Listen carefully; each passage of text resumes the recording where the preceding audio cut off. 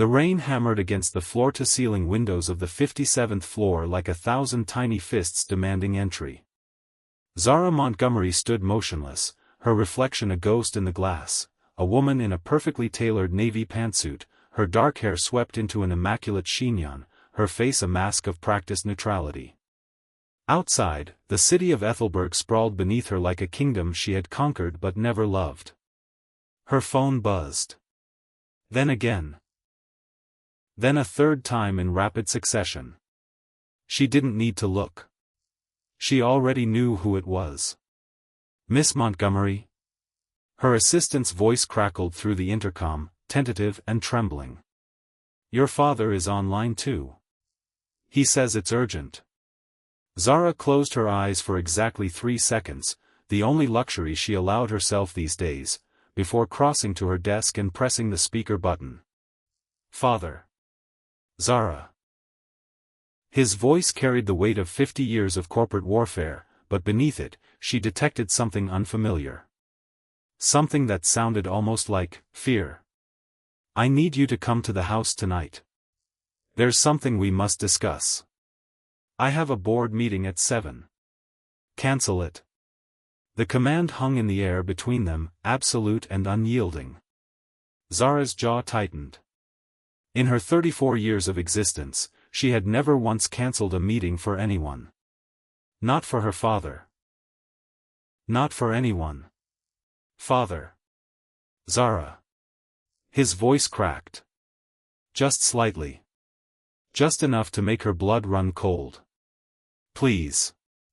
She arrived at the Montgomery estate at precisely 8:15, her black Mercedes cutting through the rain-slicked streets like a blade. The manor loomed before her, a Gothic monstrosity that had been in her family for 6 generations, all stone and shadow and secrets. She had grown up within these walls, had learned to walk on their marble floors and speak in their echoing halls. But she had never, not once, felt like she belonged here. Her father was waiting in the study, a glass of whiskey untouched before him. He looked older than she remembered, his silver hair thinner, his shoulders more stooped, the lines on his face deeper than the Grand Canyon. For a moment, she felt a pang of something that might have been pity. Then he spoke, and the feeling evaporated. "Zara, my darling. Please, sit." She remained standing. "What's this about, Father?" He sighed, running a hand over his face. "There's no easy way to say this. Montgomery Industries is in trouble. Deep trouble.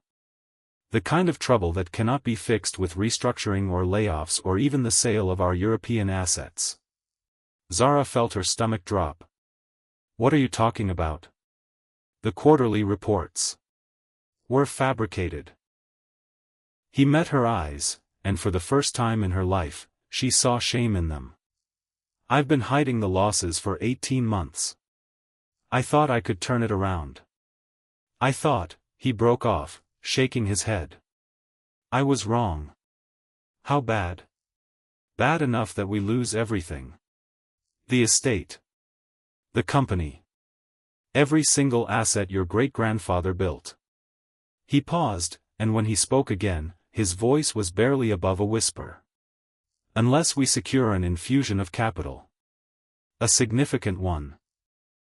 "And where exactly do you propose we find this capital?" Her father reached into his jacket and withdrew a single piece of paper. He slid it across the desk toward her. She recognized the letterhead immediately, Sterling Holdings. One of the largest conglomerates in the country. Run by a man whose reputation for ruthlessness made Zara look like a kindergarten teacher. "Harrison Sterling has agreed to provide the capital," her father said carefully. "In exchange for one thing." Zara picked up the paper. Her eyes scanned the text, and then stopped. She read it again. And then a third time, because surely she had misread it the first 2 times. "Marriage," she said flatly. "He wants me to marry his son. His eldest son. Damien." Her father's voice was carefully neutral. "I've met him. He's... I don't care what he is. Zara set the paper down with deliberate calm. This is the 21st century, father. You cannot barter me like a piece of livestock. This isn't about bartering you. It's about saving our family's legacy. At the cost of my freedom? At the cost of everything if you refuse. Her father's voice hardened. Do you understand what will happen if we don't accept this offer? The estate will be seized. Your mother's jewelry will be auctioned. Your grandmother's foundation, the one she poured her entire soul into, will be dissolved.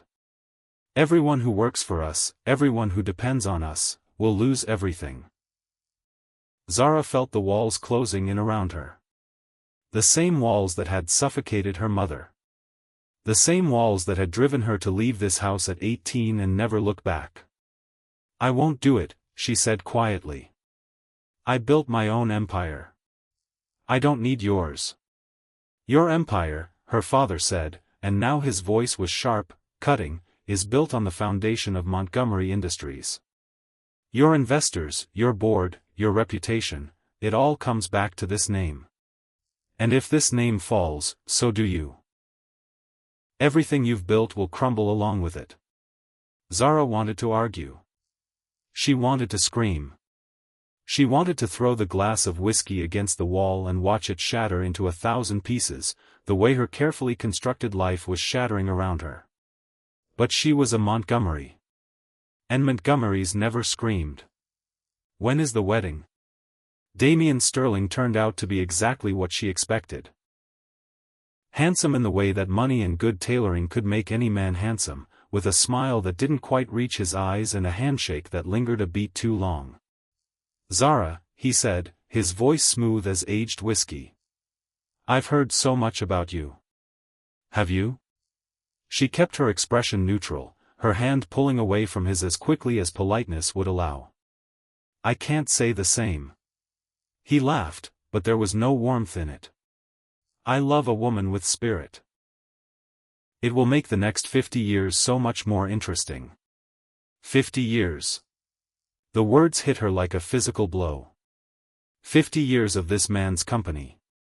50 years of pretending. 50 years of a marriage that had nothing to do with love and everything to do with balance sheets and quarterly reports. The engagement dinner was held at a restaurant so exclusive that the waiting list was 6 months long. Zara smiled. She nodded. She made all the right noises at all the right moments. But her mind was elsewhere, trapped in the memory of a life she had almost built for herself, a life that had slipped through her fingers like water. She excused herself to the restroom, needing a moment of air, a moment of silence, a moment to breathe. The restaurant's hallways were a maze of gold and marble.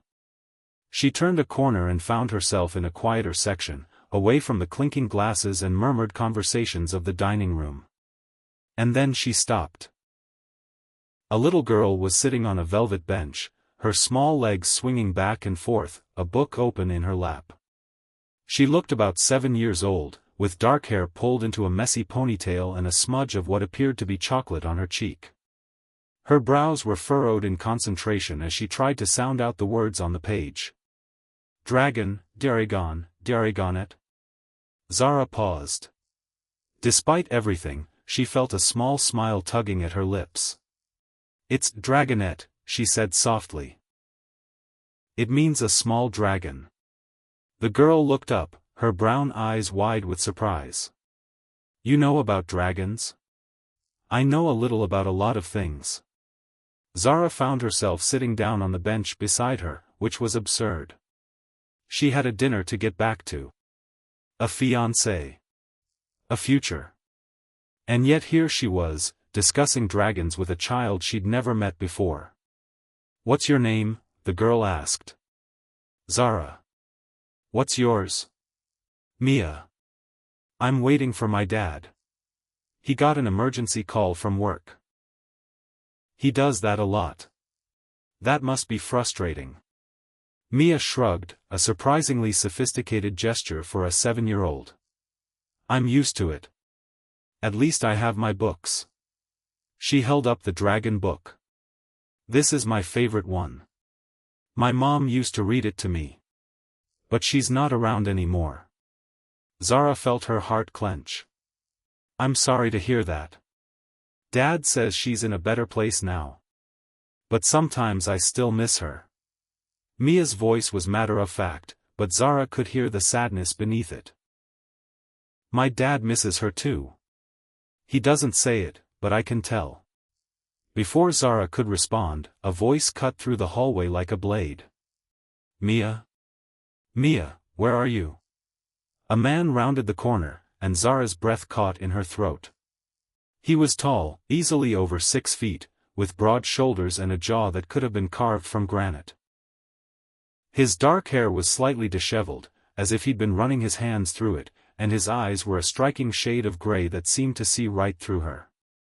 He was wearing a simple button-down shirt with the sleeves rolled up to his elbows, revealing strong, tanned forearms. And despite the obvious stress in his expression, there was something fundamentally kind about his face. Dad! Mia jumped off the bench and ran to him. I found a friend. Her name is Zara and she knows about dragons. The man's eyes met Zara's, and for a moment, neither of them spoke. I'm sorry, he said finally, his voice low and warm. I hope she wasn't bothering you. Not at all. Zara stood, smoothing down her dress. She was delightful company. I'm Ethan. He extended his hand. Ethan Reed. Zara Montgomery. She took his hand, and the moment their skin touched, she felt something electric shoot up her arm. She pulled away quickly, hoping he hadn't noticed. Montgomery? His eyebrows rose slightly. As in Montgomery Industries? That's one way to describe it. She didn't miss the flicker of recognition in his eyes, that brief moment when people realized exactly who she was and what that meant. But unlike most people, Ethan's expression didn't turn calculating or eager. Instead, he just smiled. Well, Zara Montgomery, he said, I'm sure you have more important places to be than discussing dragon mythology with a 7-year-old. We won't keep you. It was a pleasure to meet you, Zara said, and she meant it. She turned to Mia. And you keep reading. The dragonette was my favorite character too. She walked away, her heels echoing against the marble floor, and tried to ignore the feeling that she was leaving something important behind. The wedding was scheduled for 3 months from now. Zara had taken to viewing it as a prison sentence, counting down the days until she was legally bound to a man she didn't love. Her days were consumed with meetings and preparations and the endless, suffocating pressure of being the perfect Montgomery bride. But at night, in the solitude of her penthouse apartment, she found her thoughts drifting back to the man in the restaurant. To his gray eyes and his warm voice and the way he'd looked at his daughter with such unguarded love. She had never been looked at that way. Not by her father. Not by any man she'd ever dated. Not by anyone. 3 weeks before the wedding, Zara attended a charity gala at the Ethelberg Convention Center. She was there alone. Damien had cited a business emergency that was almost certainly code for spending the evening with his mistress. Zara didn't care. She actually preferred it this way. The ballroom was a sea of black ties and designer gowns, the air thick with perfume and empty conversation. Zara circulated, smiled, shook hands, said all the right things. And then she saw him. Ethan Reed was standing near the bar, looking spectacularly uncomfortable in his tuxedo. He was tugging at his collar, his expression one of barely concealed suffering. And beside him, looking equally uncomfortable but infinitely more adorable, was Mia. Mia. Zara heard herself saying, before she could stop herself. What a surprise. Zara. Mia's face lit up like a Christmas tree. She ran to Zara and hugged her around the waist, and Zara felt something crack open in her chest. She hugged the girl back, breathing in the faint scent of strawberry shampoo and childlike innocence. Sorry, Ethan said, approaching with a rueful smile. She insisted on saying hello. Don't apologize, Zara said. I'm glad you came. The center I run was chosen as one of the beneficiaries of tonight's event. He gestured vaguely around the room. I'm supposed to be schmoozing potential donors. I'm not very good at it. You're doing fine.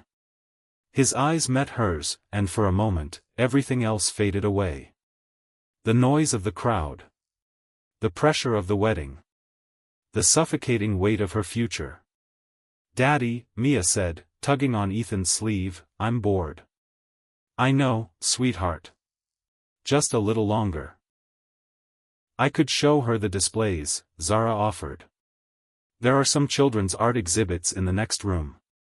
Mia might enjoy them. Ethan looked hesitant. I don't want to impose. Dad, please. Mia was already pulling on Zara's hand. Please let me see the art with Zara. Ethan looked at Zara, and she saw something in his eyes, a flicker of trust that made her breath catch. All right. But be back in 20 minutes, okay? I will, Zara promised. The children's art exhibit was in a smaller room off the main ballroom, and Mia was enchanted. She moved from painting to painting, her face alight with wonder, occasionally stopping to explain to Zara why this dragon was better than that dragon or why this castle looked exactly like the one in her favorite book. Is this your job? Mia asked suddenly. Going to fancy parties and looking at art? Something like that. Zara smiled. I also do some other things. Like what? I run a company. It's called Montgomery Industries. Like the building downtown? Mia's eyes went wide. That's so cool. My dad runs a center for kids. He helps them learn things like reading and math. He helps them get ready for school. That sounds important. It is important. Mia's voice turned serious. He works really hard. He works so hard sometimes he forgets to eat dinner. I have to remind him. Zara felt her heart twist. It sounds like you take good care of him. Someone has to. Mia shrugged.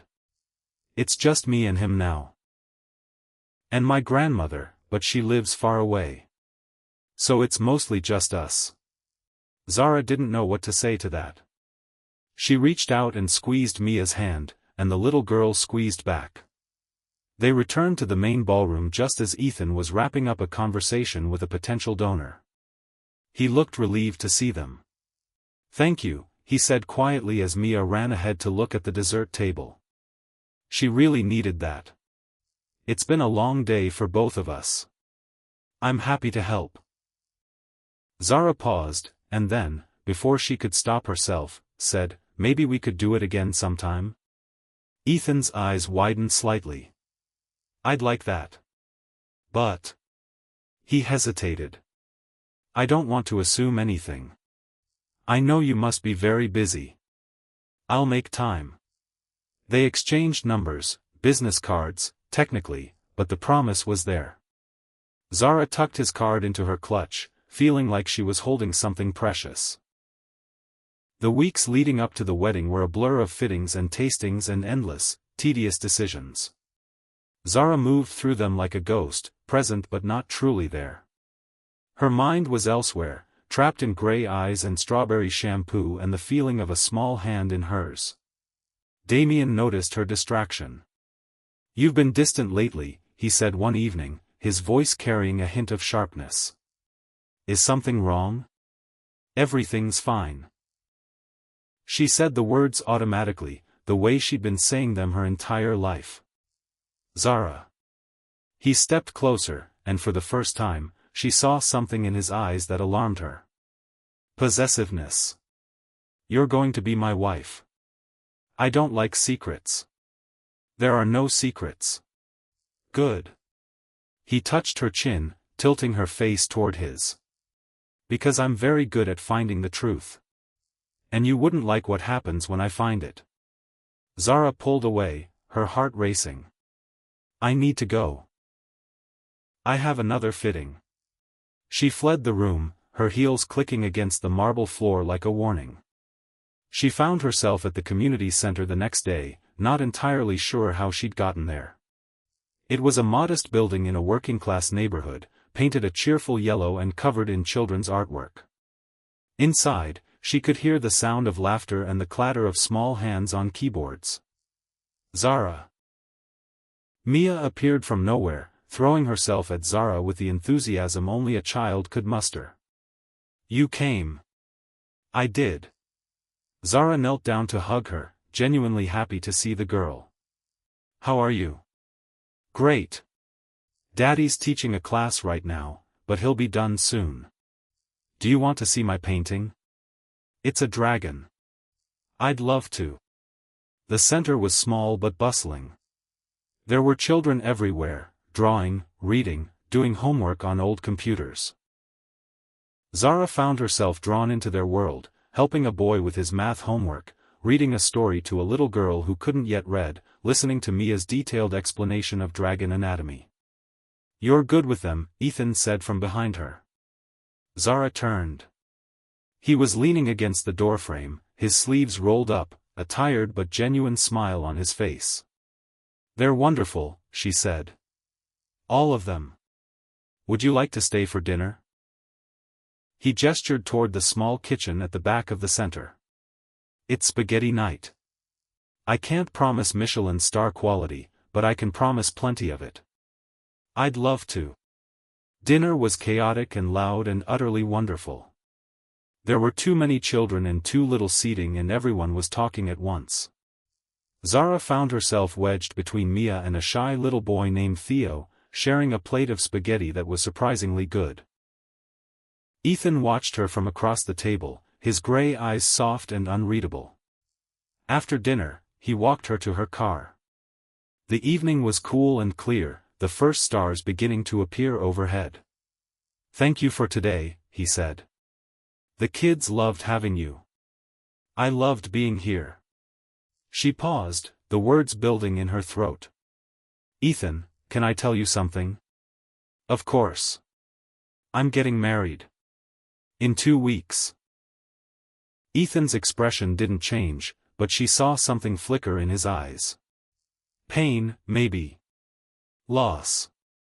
"Congratulations," he said, and his voice was perfectly steady. "I hope you'll be very happy." "I won't be." The words came out before she could stop them. "I'm being forced into this marriage. It's to save my family's company. I don't love him. I don't even like him." Ethan was silent for a long moment. "Why are you telling me this?" "Because you're the only person I've ever felt I could tell the truth to." She laughed, a broken sound. "I don't even know why. I barely know you." "You know me," he said quietly. "You know my daughter. You know my work. You know me, Zara. The real me." She looked at him, and she felt something shift inside her. Something dangerous. Something she had never allowed herself to feel before. "Ethan. Don't." He held up his hand. "Don't say anything you'll regret. You're engaged. You have responsibilities. I understand that. Ethan. Go home." His voice was gentle but firm. "Think about what you want. Not what your family wants. Not what the world expects. What you truly want." She drove home in silence, his words echoing in her head. The week before the wedding was a blur of final preparations. Zara moved through them mechanically, her mind churning with a decision she hadn't yet made. And then, 3 days before the ceremony, everything fell apart. "Mama, look at this." Mia's face appeared on Zara's phone screen, barely contained excitement radiating from every pixel. "It's my dragon drawing. I colored it special for you." "Mia," Ethan's voice came from off-screen. "You weren't supposed to call Zara this late. It's past your bedtime." "But I wanted to show her." Zara laughed, the sound surprising her. "It's beautiful, Mia. I love it."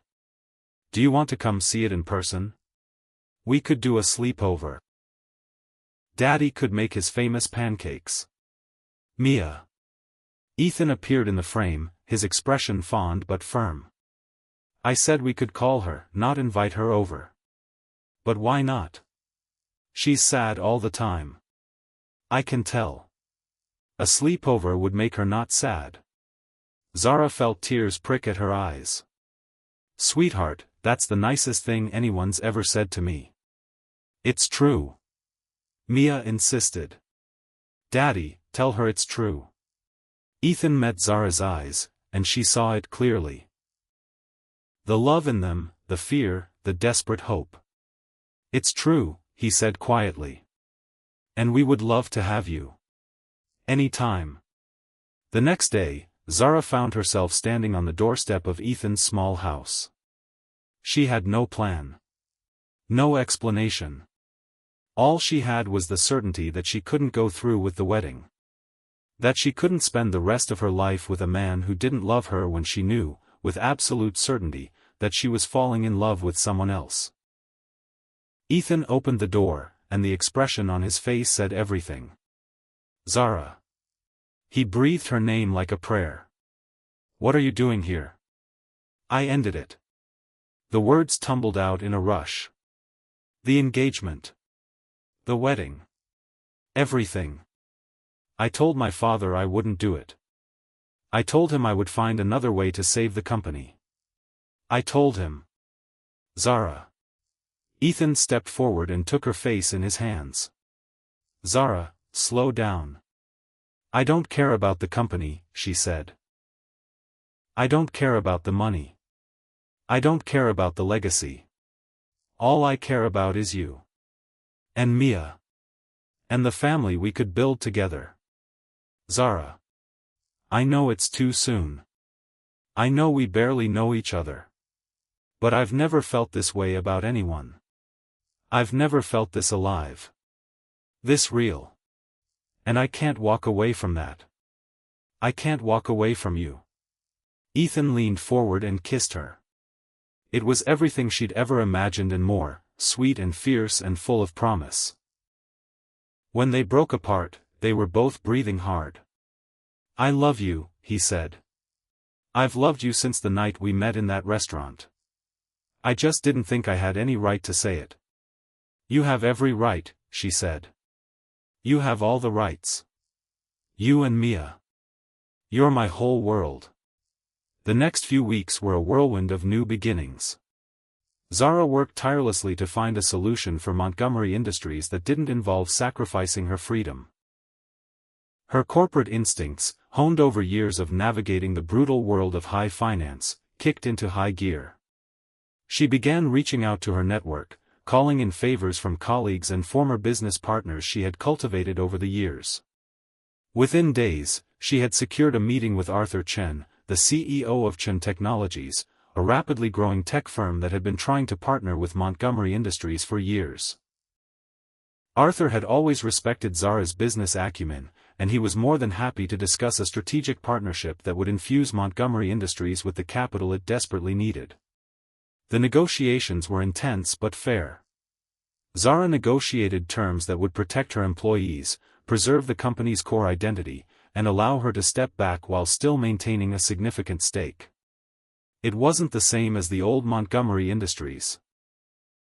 But it was something new, something stronger, something built on partnership rather than desperation.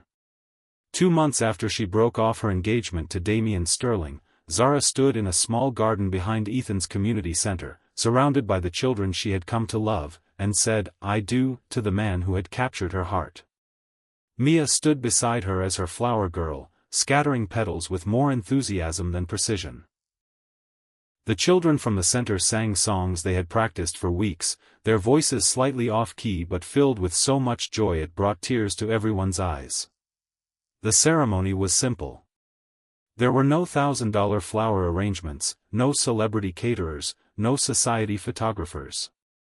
There was just love, pure, unconditional, breathtaking love. Ethan took her hands in his gray eyes shining with unshed tears. "Zara," he said, his voice rough with emotion, "I never thought I would find love again after Sarah passed. I thought my story had ended. But then you walked into that restaurant, and everything changed. You showed me that love isn't about perfection. It's about showing up. It's about choosing each other every single day. I promise to always choose you. I promise to always show up. I promise to love you with everything I have, for the rest of my life." Zara's tears flowed freely now. "Ethan, I spent my whole life building walls. I was so afraid of being hurt that I forgot how to feel anything at all. But you broke through every single one of them. You showed me what real love looks like. You showed me that family isn't about blood, it's about hearts. Mia has given me the greatest gift I've ever received, the chance to be her mother. And you've given me the chance to be loved for exactly who I am. I promise to love you and Mia with everything I have. I promise to be there for every school play, every scraped knee, every bedtime story. I promise to build a home with you, a real home, filled with laughter and love and light." And as the officiant pronounced them husband and wife, Zara knew she had made the right choice. She had walked away from a life of obligation and stepped into a life of purpose. She had traded a gilded cage for a home filled with laughter and love. The Reed Community Center was now the Reed Montgomery Community Center, a state-of-the-art facility that served hundreds of children every year. Zara had personally funded the expansion, poured her heart and her fortune into creating a safe haven for the city's most vulnerable kids. She had stepped down from her day-to-day role as CEO, choosing instead to serve as the center's primary benefactor and volunteer. The company she had inherited was now partnered with Chen Technologies, a collaboration that had not only saved Montgomery Industries but made it stronger than ever. Her greatest joy was still Mia, the little girl who had stolen her heart with a book about dragons and a chocolate-smeared cheek. "Mama, look." Mia held up the center's grand opening brochure. "My name is on here." "I see that, sweetheart." Zara smiled, pulling her daughter in every way that mattered into a hug. "I'm so proud of you. Daddy. Mama. Come see." Mia tugged them both toward the front door. "The ribbon is ready. We have to cut it." Ethan caught Zara's hand as they followed Mia into the sunlight. "How are you feeling?" he asked softly. "Happy." She squeezed his hand. "So happy I can barely breathe." "You sure? You didn't just throw away your legacy for a grumpy community center director and his book-loving daughter?" "Best decision I ever made." She stood on her tiptoes and kissed him, not caring about the cameras that were already flashing or the crowd that was gathering. "And just so you know, we're going to need a bigger house." Ethan pulled back, his eyes wide. "What?" "I'm pregnant." The words came out in a whisper, just for him. "It's only been a few weeks. I only found out this morning. But I wanted you to know."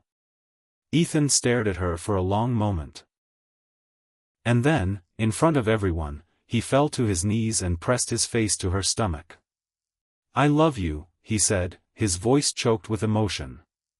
"I love you and I love this baby and I love Mia and I love everything about our life together." "I love you too," she said, and she meant it with every part of her. The ribbon was cut. The crowd cheered. Mia ran to hug them both, and somewhere in the middle of it all, Zara Reed looked up at the sky and felt something she had never felt before. She was home. The baby arrived 8 months later, a boy with Ethan's gray eyes and Zara's stubbornness. They named him Alexander, after Zara's grandfather, the only member of her family who had ever believed she deserved happiness. Mia was thrilled to have a little brother. She read to him every night from her dragon book, and when he started to fuss, she would whisper stories about dragonettes and knights and brave princesses who fought for the things they loved. "He's going to be a dragon hunter," Mia announced one evening, cradling baby Alexander in her small arms. "I'm going to teach him everything I know." "You're going to be an amazing big sister," Zara told her. I know. Mia grinned. I'm amazing at everything. Ethan laughed, pulling Zara close. Where did we go right with that one? Nowhere, Zara said, leaning into him. We just got lucky. Or maybe, Ethan murmured, pressing a kiss to her temple, we finally got what we deserved. The years passed, each one more beautiful than the last. Alexander grew into a bright, curious boy who asked 1,000 questions and never stopped exploring. Mia became a young woman with a love of books and a heart too big for her chest. And Ethan and Zara grew old together, their love deepening with every passing day. Zara's father never fully accepted her choice. He attended holidays and birthdays, stiff and formal, always with some pointed comment about what she could have become. But Zara had stopped caring about his approval a long time ago. She had found something far more important. She had found a love that asked nothing of her but her truth. A family that accepted her exactly as she was. A life that was messy and chaotic and absolutely perfect. And on a warm summer evening, with her husband's arm around her shoulders and her children laughing in the backyard, Zara Reed closed her eyes and smiled. She had finally found her place in the world. Not in a boardroom. Not in a penthouse. Not in the pages of a society magazine. She had found it here, in the heart of her family, and she would never let it go.